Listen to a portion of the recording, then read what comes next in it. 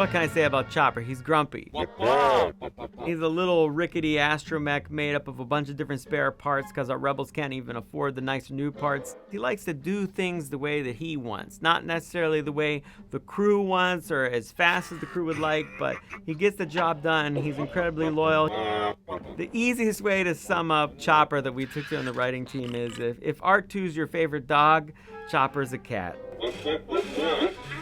He's extremely belligerent and just sort of very rude. He's really only useful if it seems to suit him. He's not super thrilled to be doing certain things. He doesn't like to be told what to do. He's always just grumbling about stuff. He's never cheerful, does not have a sunny disposition.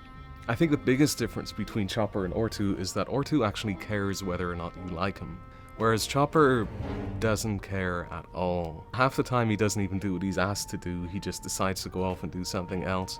It's like he was never trained or programmed or in any way, schooled at all. He just has no manners. We've never had the opportunity to really do a droid like that just kind of is a little more dismissive of people. You'll hear all kinds of little remarks that he makes and gruff kind of sounds. He always sounds cantankerous. I guess ultimately he still means well. Sometimes it's hard to tell.